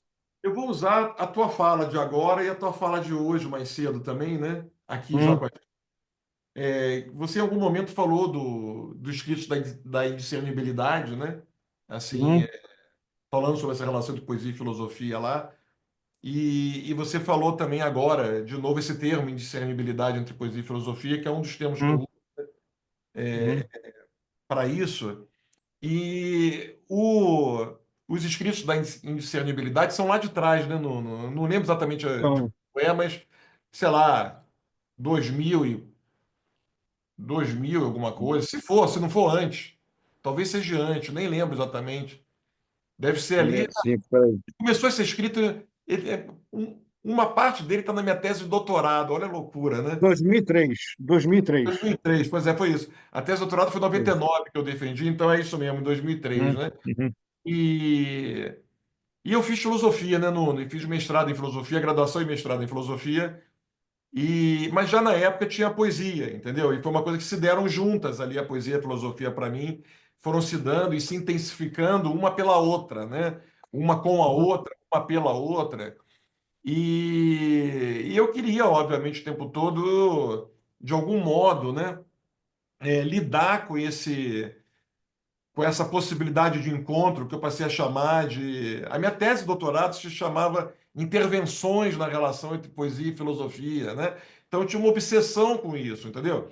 E eu achava, assim, que eu jamais seria um filósofo, né? Filósofo para mim é uma coisa muito grande, entendeu? Muitos, né, os grandes filósofos para mim são uma coisa muito outro patamar, é uma outra história de pensamento, de capacidade de escrita e de pensamento que eu sou muito distante. Mas eu achava também que a revelia disso dava para fazer alguma intervenção menor, alguma intervenção pequena, entendeu? E durante muito tempo eu tentei essa intervenção, seja na poesia, seja nos textos crítico-teóricos, né? Assim, valorizando isso, a ponto de eu e Cícero, Antônio Cícero, grande amigo meu, né? Que morreu, né?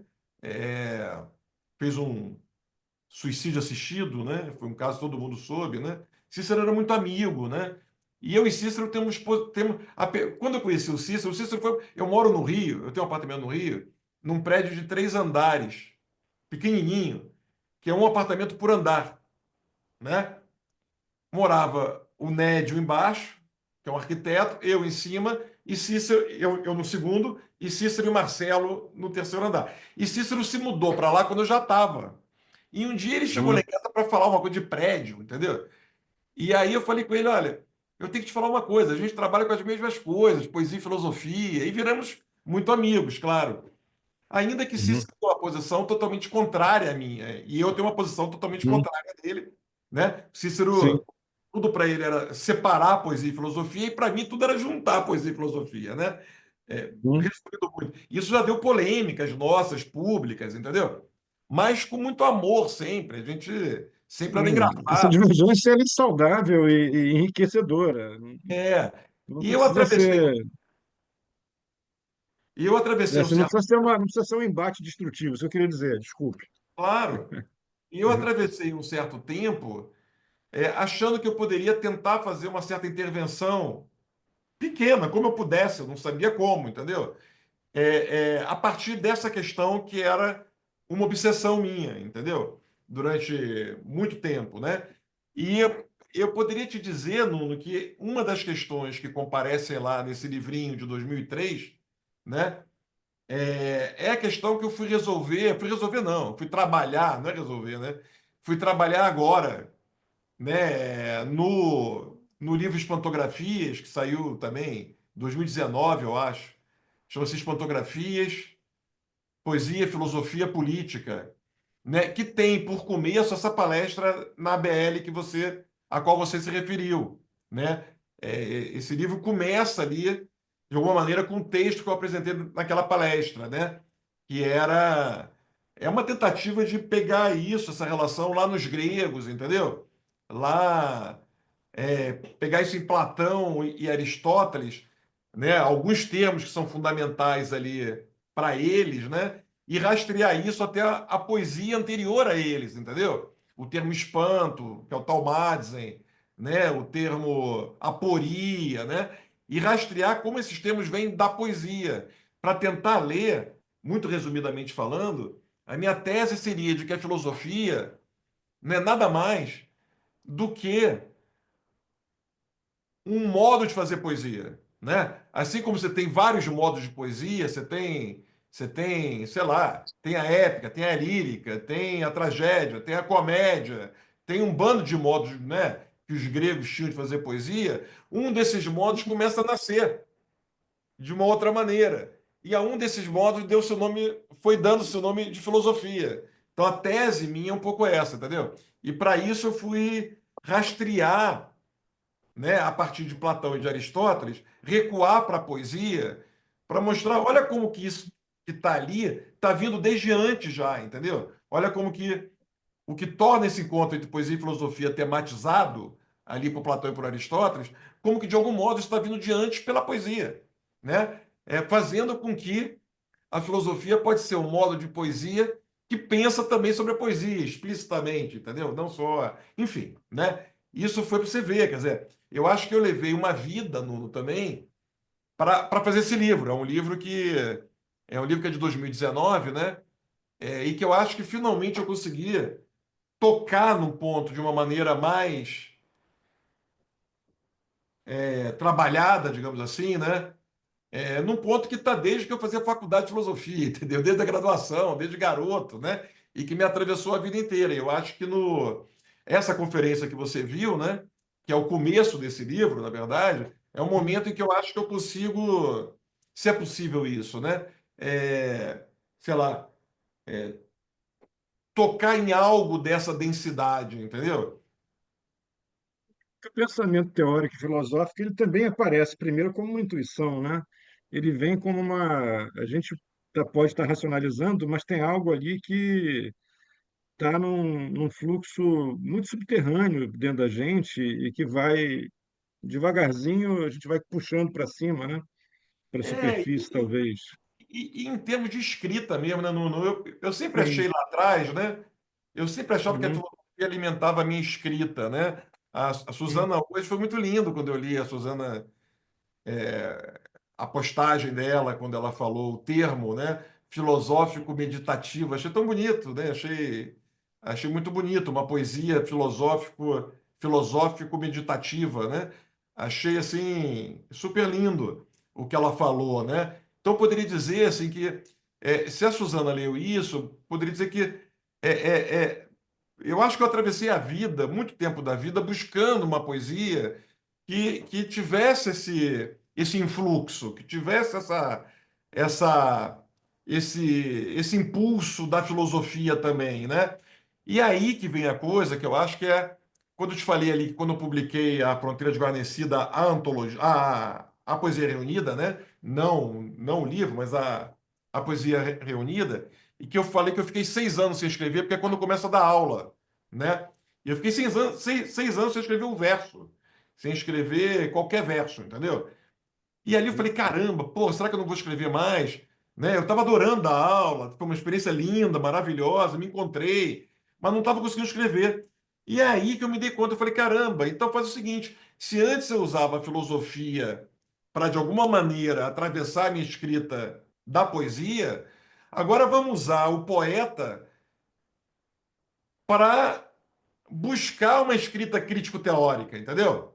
Uma escrita crítico-teórica que se passa pela escrita do poeta, que se passa por uma escrita que não seja só a teoria, ou a crítica, ou a filosofia entendida como abstração, mas entendido como materialidade da escrita, como criação.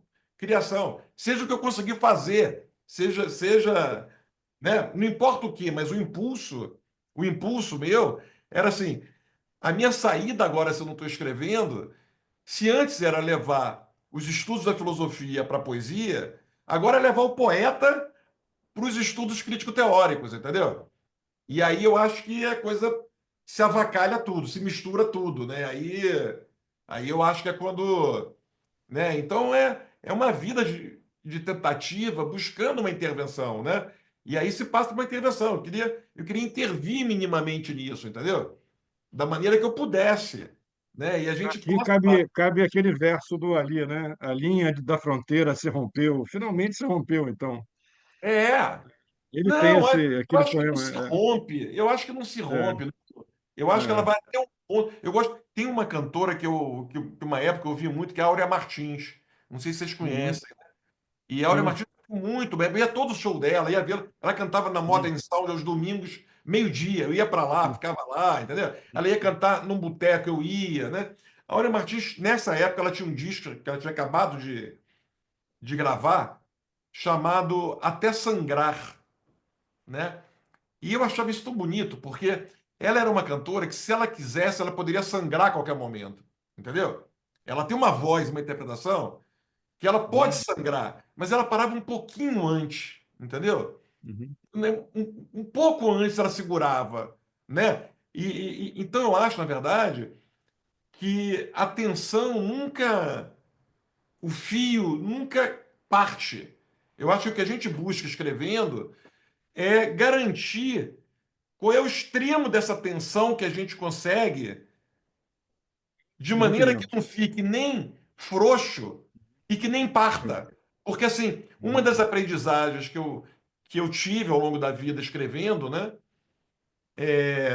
é a seguinte, não sendo muito pessoal aqui agora, né, assim, momento revelação né, assim, eu acho que Mas essa é a armadilha do concerto. A gente sempre leva para isso. Assim, você não sem perceber foi conduzido a esse momento. é, eu acho assim, Nuno, que É, o que a gente como poeta tem que aprender, e isso vale também para mim, no caso dos textos críticos ou teóricos, né? Mas é uma fala de poeta essa que eu queria falar agora aqui. sim, O que eu acho que a gente como poeta tem que aprender é de que maneira que a gente aprende a dar um passo do tamanho exato do que a gente pode. Entendeu? O que eu quero dizer com isso? é, Se a gente der um passo aquém do que a gente pode, fica frouxo demais. Se a gente der um passo além do que a gente pode, não funciona também. É mais do que eu posso. Eu é, não posso, entendeu? Eu não posso fazer o Ítaca do Cavafis. Eu não posso fazer o desfecho do Derek Walcott. Eu não posso ser Homero. Eu é, não posso ser Sófocles. Eu não posso, entendeu? Então, eu acho que eu não posso ser Cabral, não posso ser Drummond, entendeu? Né? Eu acho que a aprendizagem em cada poema que a gente faz, e em cada livro, claro, né? É, eu estou dando passo no limite exato do que eu posso? E essa pergunta a gente só sabe escrevendo. Essa pergunta não tem uma resposta prévia. É o livro que te mostra isso. É o poema que te mostra qual é esse teu limite, entendeu? Mas eu acho isso. Se for mais, você não consegue, fica frouxo, fica demasiado, qual o nome, né? Qual o nome disso? Quando você quer ser mais do que é, fica arrogante, entendeu? Fica arrogante. é. Se é menos, fica pouco, fica frouxo, fica nada, né? Então, assim, é possível manter essa corda esticada no limite da vibração dela? Não sabemos. Tentamos, A tentativa é essa, eu acho. A tentativa é essa. tentamos o tempo inteiro, né? A cada Outro poema dia, a gente diz assim, não, ainda não foi esse, vamos para o próximo. é, tem me ocorrido uma Acho coisa que é sobre isso. isso, que é, outro dia até pus isso no papel, porque o Ricardo Vieira Lima tinha pedido que eu escrevi, Uhum, né? Tá fazendo um livro com perguntas para poetas. O uhum, Ricardo foi a primeira pessoa que escreveu sobre mim na vida, né? E uhum, eu estava recusando, porque eu não estou aceitando nada, nada, nada. Escrever para mim uhum, é uma coisa que eu não estou, só poesia. O resto agora, nesse momento, não quero, não está batendo, não tô. Escrevi muito uhum. já, escrevi para caramba, né? Tanto poesia quanto crítica também, né? Escrevi muito, foram muitos livros. No momento eu estou mudando de vida, eu estou mudando de vida, entendeu? Assim, mesmo, né? E eu disse pro Ricardo, não. Aí ele insistiu. 2 meses depois ele perguntava, eu falei, Ricardo, desculpa, mas não estou conseguindo. E ele ficou insistindo, até que agora, um ano depois, sei lá, ele perguntou de novo, eu falei, não, vou fazer, entendeu? E aí, com essa coisa da tensão, né? Da tensão do fio que não se parte, né? Não do fio que parte, do fio que nem fica mole nem parte, né? Eu me lembrei, tem uma luta de boxe, eu tenho os problemas sobre o boxe também, né? A partir do boxe também, que é como termina a Poesia Reunida, né? Com 5 poemas, eu acho, uma série de poemas do boxe. Tem uma luta do Muhammad Ali contra o George Foreman, que é uma luta famosérrima, uma grande luta, né? Uma luta e que o George Foreman tinha 2 metros de altura, um cara imenso, né? E o Ali foi para essa luta se deixando apanhar. Ele foi para a corda, né? Ele ficou na corda e ele ficou 4 rounds apanhando. O Foreman, aquele monstro do Foreman, dando soco nele e largado na corda. E depois as pessoas falaram, né, que o Ali depois ganha essa luta, né? O Foreman cansa de bater e ele vai lá e vira a luta. E o Mas isso tudo é para dizer o que eu vou falar agora. Isso tudo que eu disse agora não tem a menor importância senão para chegar nesse momento agora. Que a explicação do Ali e das pessoas para essa luta é que o Ali, quando se largou na corda, os socos do Foreman nele eram absorvidos pela corda, né? Porque o peso dele, o Ali soltou o corpo na corda e todo o impacto, né? Drenava pelas cordas. Era As drenado. cordas absorviam também aquele impacto, não Uhum, era só o corpo dele, né? Ele estava tão uhum, relaxado apanhando, é uma coisa impressionante. Ele estava tão solto ali uhum. apanhando, entendeu? É tão entregue às cordas, né? Que as cordas absorviam tanto daquele impacto. Eu, eu acho que o poema, ou ser poeta, é meio conseguir a vibração dessa corda, entendeu? Conseguir as palavras para a vibração dessa corda, conseguir a força da vibração dessa corda. Eu acho que isso é o poema. Enquanto alguém está batendo. Tem Sempre alguém batendo, batendo. né? Pois é, tem alguém batendo. Esse alguém Mas, é tão da puxou, vida, é tão da vida que, nós vamos que ter que bate. continuar esse papo em algum momento, em algum dia, num bar, com É, cerveja, uísque, vinho, o que seja, água mineral, suco de laranja, bate, mas dá porque coisas chegou. legais também, né? Oi? Bate, Como? mas dá coisas legais também, né? Mas, assim, chega um momento dramático aqui que eu fico. Assim, eu tinha mais 58 perguntas anotadas aqui, eu não vou poder fazer, porque, enfim, a gente tem esse limite máximo, máximo, máximo de 2 horas, e faltam 5 minutos para terminar essas 2 horas. Ah, eu queria perguntar, Suzana, dá tempo? O Glaucio queria fazer uma pergunta. Será que dá tempo ainda, Suzana? Acho que não, né? Infelizmente. Pois é, tá, a gente já está com o horário máximo de 2 horas, se não cai a nossa hora, Dourada, pois é, pode a cair. nossa. Então, Uma pena. Glaucio, eu queria muito fazer E o que você tênis? fizesse a pergunta. Oi? O tênis? Alguém? O tênis, pô. Falar sobre o Ah, o tênis. tênis. Pois é, o tênis não vai dar tempo também. O tênis, o boxe, o surf. E tem mais 58 perguntas aqui que eu tinha feito previamente, mas eu me perdi no roteiro, porque a conversa tem esse fluxo, né? A conversa vai levando a gente vai, as questões vêm trazendo e vão sendo trazidas, enfim. Foi maravilhosa a noite, assim, foi essas 2 horas de absoluto êxtase. Puxa, eu não esperava outra coisa, Obrigado, Nu. né? Muito bom. Todo mundo aqui, tenho certeza, pelas fisionomias, eu estou olhando aqui, todo mundo adorou, né? Aí, a Kátia aqui falando, pode ter a parte 2. Temos que ter a parte 2. E é isso, então. Eu queria te agradecer muito, assim, por compartilhar aqui com a gente os seus poemas inéditos, fantásticos. Assim, essa conversa sobre o teu pensamento em torno da poesia. Era um papo que eu queria ter, um papo pessoal que eu queria ter há muito tempo, e aqui acabou sendo a oportunidade, né? Um papo compartilhado. Esse papo a gente nunca pôde levar exatamente, né? Por circunstâncias da vida, né? A gente sempre correndo para cá, para lá, e com círculos e agendas completamente, né, não interpenetrantes, mas aprendi muito nessas 2 horas e tive muita alegria aqui, intimamente, assim, e vou sair daqui renovado, né? Com certeza. Obrigado, Puxeu. Suzana, Obrigado, obrigado, Nuno. Obrigado, tá para Suzana. Obrigado a você. vocês. Tantos amigos aqui. Queria falar um a um, mas eu posso não estar vendo aqui É, alguém, mas Alexandre, Glaucio, né? Assim, o Glaucio, Ricardo Silvestrin, ele chegou atrasado, Ricardo, ainda fez Ricardo. uma piada ali, ia ser só de menos 2 pontos na média final, vai ser de -3 na média final. Ele falou Nelson do Cavafisquinho. Olha, é O uma piada Cavasquinho, infame. claro, né? Uma das influências, né? De um carioca tem que As ser o influências Nelson do do Alberto Puxeu, é Cavasquinho. isso aí. É, É isso. bom, Salve, Ricardo. gente, Tudo bom, Eu nem querido? fiquei bom, vendo aqui tem o chat aqui ainda, né? Eu nem vi. É, Tem, tem. Pois é, brilhou. Tinha a Débora Mitrano, acho que é irmã da Bruna, talvez, que se chama Débora Mitrano. Ela tinha feito uma pergunta sobre a sua visão sobre a poesia da Zona Oeste. Eu queria ter feito, mas o tempo não deu, enfim. isso eu poderia falar É muito também. isso. Poderia falar vai muito. ter que ficar para um concerto É, 2, viu, Puxel? Tudo pois manda é. um concerto 2 aqui em algum Tá? momento. Concerto É, 2. eu queria, Suzana, Concerto 2. antes de terminar o nosso concerto, primeiro agradecer a presença de vocês todos.